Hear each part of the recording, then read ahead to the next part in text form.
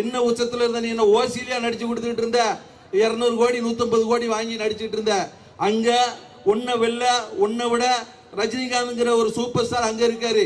அதனால உன்னால தாக்கு பிடிக்க முடியல. அதனால நீ அரசியலை பார்த்து மக்கள்கிட்ட நான் உச்சத்துல இருந்தேன், எனக்கு பணம் தேவையில்லைங்க. நீ வந்து இறங்குற அந்த பர்சனுடைய மதிப்பு என்னடா? அதுவே கிட்டத்தட்ட 5 கோடிக்கு மேல மதிப்பு இருக்கு. நீ பணத்தை எல்லாம் இப்படி சம்பாதிச்சு 1000 ரூபாய்க்கும் 2000 ரூபாய்க்கும் பிளாக் கலர் டிக்கெட்டை வித்து பணத்தை வாங்கி மக்கள் பணத்துக்கு வரி கட்டாம கொள்ளையடிச்சுட்டு நீ வந்து தலைவரையும் தளபதியும் திமுகவுக்கு வீட்டுக்கு அனுப்புவியா?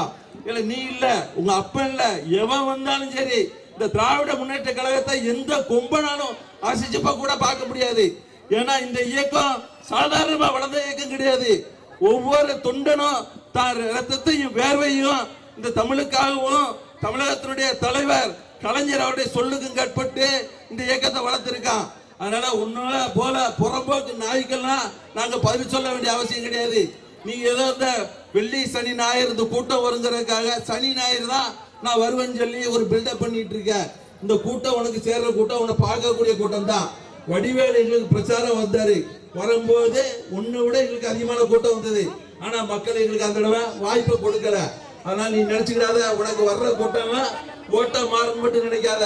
உன்னை பார்க்கறதுக்கு வரக்கூடிய கூட்டம் தான். இந்த தாய்மார்களுக்கு எல்லாத்துக்கும் தெரியும், தலைவர் தளபதி அவர்களால் வழங்கப்பட்ட நல்ல திட்டங்கள் தான் இந்த தமிழ்நாட்டை வாழ வச்சிட்டு இருக்கு. அதனால உன் வாய்க்கு வந்தவரை நீ பேசாத. எனக்கு அப்புறம் நிறைய பேர் பேச வேண்டிய காரணத்தினால் எனது உரையை இத்தோடு முடித்துக் கொள்கின்றேன்.